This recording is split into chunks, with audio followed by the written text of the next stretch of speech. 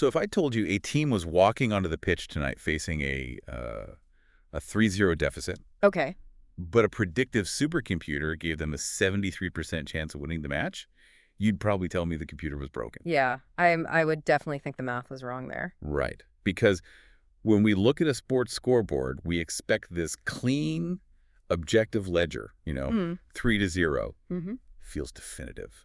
Like the story's over. It does feel that way, yeah, because we were conditioned to look at a single game in isolation. Yeah. In a normal league match, a 3-goal gap is a wrap. It's done. But in the architecture of two-legged European knockout ties, Right. Yeah. that scoreboard is essentially laying a psychological trap. Well, I like that. A psychological trap. Yeah, because a 3-0 lead from the first leg, it entirely warps the tactical reality of the second leg. It really does. So welcome to the deep dive. Today we are staring down the ultimate tactical puzzle, which is overturning a massive deficit in European football. We are breaking down an in-depth match analysis and prediction for the Europa League playoff second leg. Right, between the Bulgarian giants CSKA Sofia and the Greek side OFI Crete. Exactly. And we've got a great stack of sources in front of us today. We have a highly detailed tactical match preview, Yeah. plus some really extensive historical profiles of both clubs. Which are fascinating, by the way. Oh, completely. So our mission today is to dissect the tactical, historical, and psychological elements of this clash. We want to understand who will win the match tonight, Right? who will actually win the tie in advance, Right. and why those might be two completely different teams. Yeah, because this isn't just a question of which group of athletes is better at kicking a ball for 90 minutes. No. It's an examination of how humans manage risk Yeah. and reward and, honestly, sheer terror when the mathematics of the aggregate score are heavily stacked in one direction. Right. But the immediate environment, the stadium, the crowd, the momentum, is violently pushing in the other. Okay, let's unpack this. Yeah. Because here is the setup. OFI Crete travels to Sofia, holding a commanding 3-0 aggregate lead Yeah. after a very one-sided victory in Greece last week. Very one-sided. Yeah. So on paper, it sounds like OFI just needs to show up, run around for an hour and a half, and basically book their tickets for the group stages. To a casual observer, sure, yes. But if you dig into the mechanics of home advantage and the desperation of a proud club facing elimination, Right. these second legs become incredibly volatile. Oh, yeah.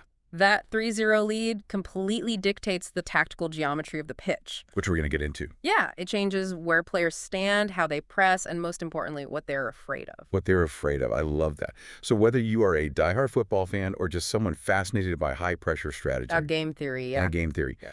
This is a masterclass in managing risk when your back is against the wall. But before we get into the tactical X's and O's of tonight, we really need to establish the historical weight these two teams are carrying. Yeah, context is everything here. Context is everything. The context of who they are explains how they're going to react under tonight's pressure. So let's start with the home side. CSKA Sofia. CSKA is a foundational pillar of Bulgarian football. I mean, they were founded in 1948. Originally as the Central Sports Club of the Army, and their domestic record is just staggering. It's huge. We are talking about 31 Bulgarian league titles. Yeah. And 22 Bulgarian cups. Exactly. For decades, they were the undisputed gravity of their domestic league. But looking at our sources, it is their European pedigree that makes playing in Sofia so intimidating, right? Oh, without a doubt. They are the only Bulgarian club to ever reach the semifinals of the European Cup, which is the tournament we now know is the Champions League. Right, and they did it twice. Twice, which is wild. In the 1966-67 season against Inter Milan, and again in 1981-82 against Bayern Munich. Wow. And those runs weren't flukes, were they? Not at all. I mean, to get to those semifinals, they had to dismantle some of the most dominant teams in the history of the sport. Right. The structural reality of European football back then meant Eastern European teams were incredibly cohesive. Because they train together all the time. Exactly. They trained together constantly, almost like national teams. Oh, that makes sense. So when they faced Western European giants, they relied on immense discipline and a ferocious home atmosphere. A ferocious atmosphere. And that 1982 run is a perfect example of that. Oh, yeah. Because they knocked out Nottingham Forest right when Forest was a European juggernaut under Brian Clough. Right. And then they eliminated Liverpool. Yeah. Which is crazy. I want to pause on that because the mechanics of that win against Liverpool are so relevant to tonight's match. Oh, absolutely. So Liverpool had won the first leg 1-0 at Anfield. They had an all-star squad. Yeah. But CSKA brought them back to Sofia and beat them 2-0 to advance. Yeah, Sturkin Mladenov scored both goals in that one. Right. And it wasn't just luck. It was this grueling physical dismantling of an English powerhouse. Yeah. Fueled by a relentless crowd. And that specific history, the idea that a multi-goal European comeback against a superior team is possible in Sofia, that is baked into the institutional memory of the club. It's in their DNA. Exactly. The fans walking into the stadium tonight, they know that history. They expect it. They expect European magical nights. But what's equally fascinating is that their modern identity isn't just built on ancient glories. No. It's built on very recent survival. Yes, this is where the story takes a massive turn. Yeah. Because for all those glittering trophies, the recent history outlined in our sources is dramatically different. Very different. In 2015, this club was essentially liquidated. Right. They were sent all the way down to the third tier of Bulgarian football, the Southwestern V Group. And it had nothing to do with their performance on the pitch. No, it was entirely administrative and financial. Right. I mean, how does a 31-time champion end up in the amateur leagues? Yeah. How does that happen? It usually happens through a slow accumulation of unfunded debts. Okay. You get changing ownership groups that make unsustainable promises and ignored tax liabilities. And eventually, the Bulgarian Football Union simply refused to issue them a professional license. Wow. So the debt burden was just too massive to justify their participation in the top flight. Exactly. The shock of that is hard to comprehend. It's like telling a major market NFL or NBA franchise, hey, you have to go play in a regional semi-pro league next week. Yeah, it's unthinkable. But the resilience they showed is incredible because even operating as a third division club in the 2015-16 season, playing regional teams on dirt pitches, they still managed to win the Bulgarian Cup. Yeah, they beat Montana 1-0 in the final. A third-tier club winning the primary national cup competition. That is insane. It is, which tells us exactly what kind of organizational psychology OFI Crete is facing tonight. Right. CSKA is a club, a squad, and a fan base that is intimately accustomed to fighting back from the absolute brink. They really are. They looked institutional death in the eye a decade ago and survived. So when your club has been relegated to the amateur ranks and fought its way back, a 3-0 deficit in a football match doesn't feel like a death sentence. No. It just feels like another logistical hurdle to clear. And a massive part of clearing that hurdle is the fan base. Oh, absolutely. Playing in Sofia at the Vasilevsky National Stadium means facing a crowd that takes their role as the 12th man very seriously. Very seriously. Now, our sources provide a lot of detail regarding CSKA's principal ultra section. They're known as Sector G. Now, before we get into the tactical impact of that, I want to be crystal clear. The sources note that historically, factions within Sector G have been heavily intertwined with right-wing nationalism, anti-Zionist, and Turkophobic beliefs. Yeah. And we are, of course, just neutrally reporting the historical background provided in our sources here to understand the full picture. Exactly. We are absolutely not taking sides or endorsing any of those politically charged viewpoints. We are just relaying what the source material states to explain the intensity of the environment. Right. Purely reporting the facts. We are not endorsing any of that politics at all. But it really paints a picture of just how intense and militant and organized this stadium environment is designed to be for visiting teams. It's an environment engineered for hostility. Yeah. And tactically speaking, a highly organized ultras group like that has a direct mechanical impact on the game. How so? Well, we often use cliches like, oh, it's a pressure cooker. But let's break down what that actually means on the pitch. When Sector G is at full voice, the noise physically disrupts the visiting team's communication. You mean they literally can't hear each other? Exactly. A center back cannot hear his goalkeeper yelling that a runner is approaching his blind spot. Oh, wow. Midfielders can't communicate pressing triggers. Because it's just too loud. Too loud. If CSKA gets early momentum, say a hard tackle, a corner kick, or an early goal, Yeah. that wall of sound creates a sensory overload. Okay, I see. For an opposing player, it forces hesitation. And in a high-speed game, a half second of hesitation leads to a missed interception or a bad pass. Which just feeds the crowd even more. Exactly. It creates a feedback loop that makes a 3-0 lead feel incredibly fragile. So CSKA is a club defined by this wild pendulum swing. Yeah. Toppling European royalty, going financially bankrupt, then winning a cup with part-timers. Right. So what kind of team is OFI Crete bringing into that specific cauldron tonight? Well, this is where the historical profiles we're analyzing get almost eerie. Eerie, how do you mean? Because if you look at OFI Crete's timeline, it mirrors CSKA's in a way that feels almost scripted. Really? Yeah, OFI has a deeply proud history of its own. They were founded in 1925, Okay. and they are the undisputed sporting pride of the island of Crete. Right. And their golden era really materialized under a Dutch coach, Eugene Gerards, starting in 1985. Yes. Gerard stayed for 15 years. 15 years. Yeah, which remains the longest coaching stint in Greek league history. That is an eternity in modern football. It is. He didn't just manage the team, he built an institution. Okay. He established a massive scouting network across Greece and brought Dutch tactical discipline to a very passionate, emotionally driven island team. Wow. And under his guidance, they won the 1987 Greek Cup and regularly knocked out heavyweights in European competitions throughout the 90s. But then, just like CSKA Sofia, the bottom entirely shell out. Yeah. And the timing is the eerie part you mentioned. Because in March 2015, the exact same year, CSKA was sent to the third tier in Bulgaria. Yeah. OFI suffered a massive financial collapse in Greece. It's a striking parallel. It really is. OFI had accumulated around 12 million euros in debt. Wow. And the situation deteriorated to the point where players hadn't been paid in months. Oh, man. Contract terminations piled up until the squad was literally decimated. They couldn't even field a full team. The detail in the source here is brutal, actually. Yeah. It notes that mid-season, only 15 players were left on the roster. 15 players. And they took to the pitch essentially just to bid farewell to their fans before the club officially withdrew from professional competitions. Yeah. After 47 consecutive years in professional football, they were liquidated and sent down to the Gamma Ethniki, the Greek amateur third tier. Total liquidation of their professional identity. It's just devastating. But this shared trauma of 2015 is why tonight's matchup is so compelling. Right. Because just like CSKA, OFI fought their way back up the pyramid. They clawed their way back. Exactly. And the turning point for them was in 2018 when a Greek-American businessman named Michael Bousis took over. Okay, so how did his takeover change the trajectory? Was it just, an injection of cash to buy better players? It was much more structural than that. Bousis brought stability. Stability, right. He modernized the club's infrastructure. He invested heavily in their training facilities,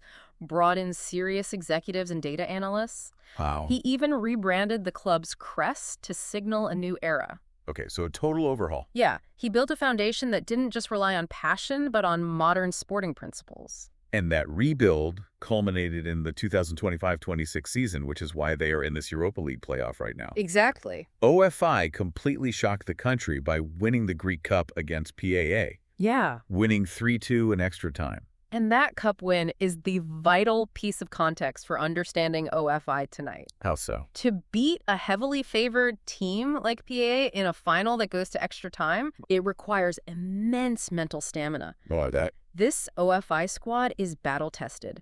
They just secured the club's first major trophy since 1987. That's a huge deal. It is. A group of players that can survive the pressure of an extra-time cup final against a superior opponent. Yeah. They are not going to step onto the pitch in Sofia and suddenly freeze just because the crowd is loud. That makes total sense. They know how to suffer tactically and maintain their discipline. Which brings us perfectly to the tactical dilemma of tonight's match. Right. Because the history is written, the psychological profiles are set. Now we look at the board. OFI won 3-0 in Crete last week. Yep. Taxiarchis Fountas scored twice, and Lorenzo Dickmann added the third. A 3-0 aggregate lead sounds definitive. It does. But strategically, it creates a very specific, very dangerous dynamic. Yeah, and I really want you to explain the psychology and the geometry here. Oh. Because isn't a 3-0 lead almost a curse in a two-legged tie? In many ways, yeah. It reminds me of having a massive chip lead in a poker tournament, when it's just you and one other player at the final table. Oh, that's a good analogy. Right. If you have all the chips, Do you play hyper-aggressive, use your stack to bully them and fish them off quickly? Right. Or do you fold every marginal hand, play incredibly safe, and just invite them to keep stealing the blinds, Yeah. hoping they eventually make a desperate mistake? Because if you play too safe, you let them back into the game. That is a brilliant analogy for exactly the problem OFI faces tonight. Right.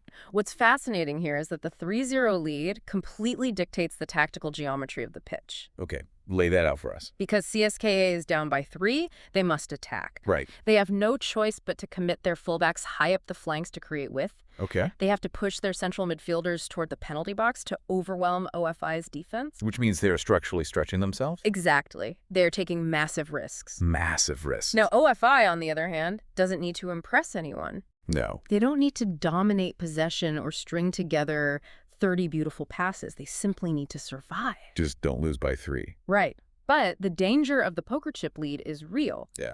If OFI sits back too deep, if they just invite pressure for 90 minutes without offering any threat of their own, Right. they will eventually fold under the weight of CSKA's attacks. And this might explain a really surprising data point in our sources. What's that? The match preview mentions a prediction model that gives CSKA Sofia a 73.4% probability of winning the individual match tonight. Yeah. I read that and thought, how does a team that just lost 3-0 have a 73% chance of winning the rematch? Well, I wouldn't take that percentage as a guarantee of them advancing, but it makes perfect tactical sense for winning tonight's specific 90-minute segment. Okay. Home advantage forces CSKA to dictate the tempo immediately. They have to. A cautious feeling out process that leads to a 0-0 scoreline at halftime is fatal for them. Fatal. They have to throw the kitchen sink from the opening whistle. They need to turn that 3-0 mountain into a 3-1 hill as quickly as possible. Precisely. They need a goal within the first 20 to 30 minutes. Okay. Because if they score early, they ignite Sector G and the rest of the stadium. A feedback loop. Yes. And suddenly, the aggregate deficit feels much heavier for the OFI players. Right. They look at the scoreboard, realize there is over an hour left to play, and panic can start to creep into their decision-making. I can see that. Momentum in European football can completely override the logic of a first-leg result. But let's look at the other side of that coin. Okay. If CSKA is playing with that level of desperation, Yeah. pushing their left back up to play as a winger, throwing extra bodies into the box, what happens to all that empty green grass they leave behind them? Well, that empty space is OFI's primary weapon tonight. This is where the tactic of the low block comes in. Okay, explain the low block. OFI can afford to sit deep, keep their defenders very close together, and deny CSKA any space inside the penalty area. Right. They can let CSKA pass the ball around harmlessly 40 yards from goal. Just let them have it out there. Exactly.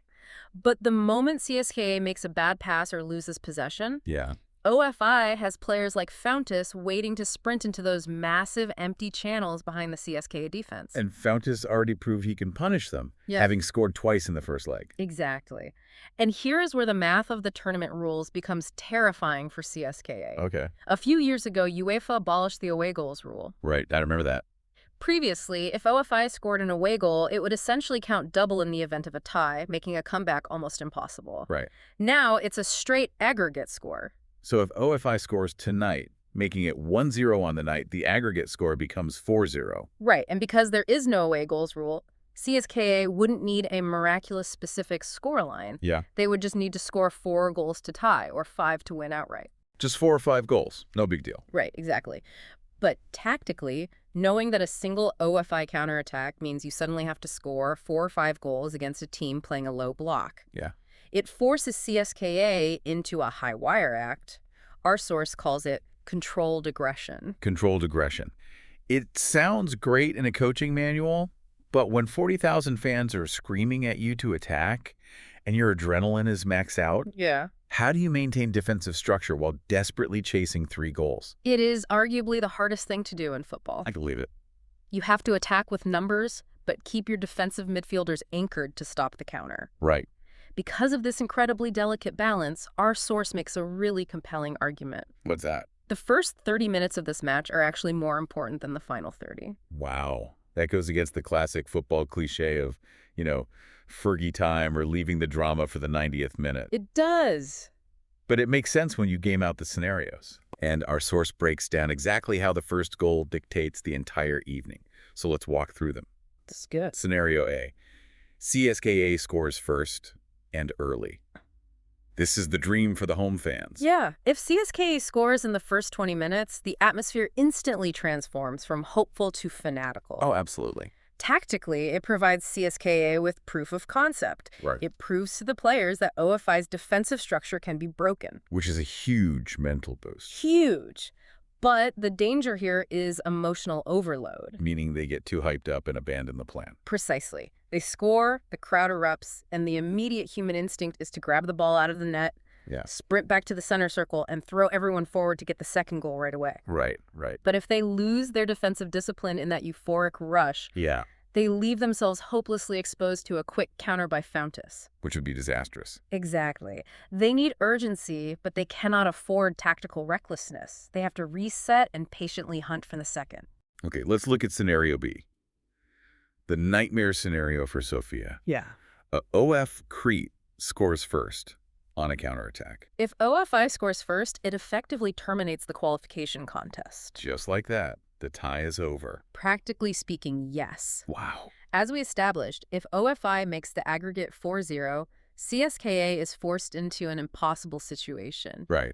They would need a flawless attacking performance, scoring at least 4 goals against an OFI team that will now sit even deeper and waste as much time as legally allowed. That sounds miserable to play against. It is. The psychological blow of conceding at home when you desperately need goals usually breaks a team's spirit. I can imagine. CSKA might still scrape a win on the night, but OFI's qualification becomes overwhelmingly probable. Which brings us to scenario C. Okay. So what does this all mean if we get to halftime and the score is still 0-0? Right. It's not the nightmare of conceding, but it certainly isn't the fast start CSKA needed. No, a 0-0 score at halftime heavily favors OFI Crete. For CSKA, the psychological state shifts from ambitious aggression to sheer creeping desperation. Because the clock is ticking. Exactly.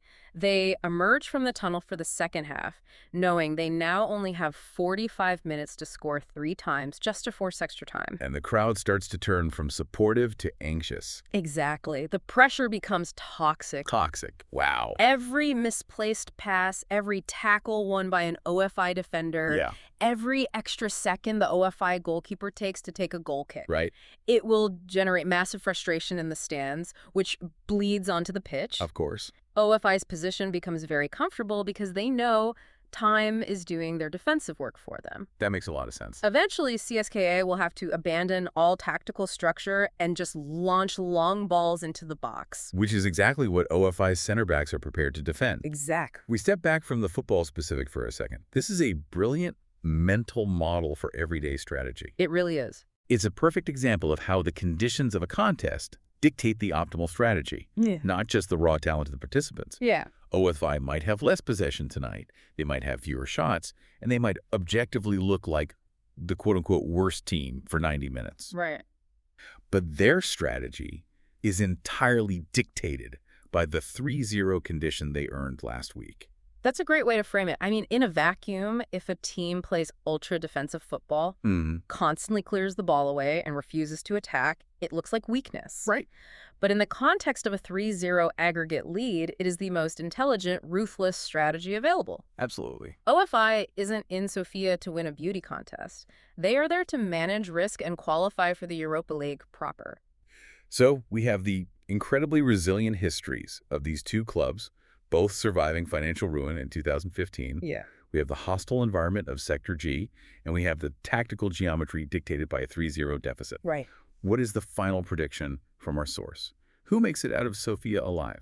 Well, the source offers a verdict that perfectly captures the tension we've been discussing. Okay. The prediction is that CSKA Sofia will win the match tonight, 2-1. 2-1. However, OFI Crete will win the tie 4-2 on aggregate and advance to the Europa League phase. So CSKA Sofia wins the battle, but OFI Crete wins the war. Exactly. Our source anticipates that CSKA will show significantly more intensity and quality than they did in the first leg in Greece. Because they have to. Right. With the home advantage and their absolute need to attack, they are fully capable of winning this individual 90-minute game. Yeah. We might even see an early goal that makes the stadium incredibly tense. But the math is just too heavy. Right. Overturning a 3-goal deficit requires near perfection. Yeah. You have to score multiple times while executing a flawless defensive transition against a team designed to counterattack. It's just too much to ask. OFI's 3-0 cushion provides just a bit too much insulation. They have the tactical discipline forged by that recent cup win, and they have the muscle memory of surviving tough situations. They might concede tonight, but they won't suffer a total historic collapse. It makes complete sense. The structural advantages for OFI are just too robust. Yeah. But I want to wrap up this deep dive by leaving you, the listener, with a final thought to mull over, extending beyond just this one match. Okay. Our sources make it clear that statistically, overturning a 3-goal deficit is incredibly rare. Very rare. But if you look at the broader evolution of modern sports, data analytics, tactical coaching, and defensive structures are becoming increasingly sophisticated. Oh, absolutely. Managers know exactly how to mathematically kill a game and manage risk. Yeah, they do. So this raises a fascinating question. As teams become smarter, more optimized, and almost robotic in their efficiency, will we see the era of the quote-unquote miracle European comeback fade away entirely? Oh, wow. Or will the sheer irrational, beautiful emotion of 40,000 screaming fans in a stadium always find a way to short-circuit the supercomputers and break the math? That is a great question. Something to think about next time you see a team down by 3. Thank you for joining us on this deep dive.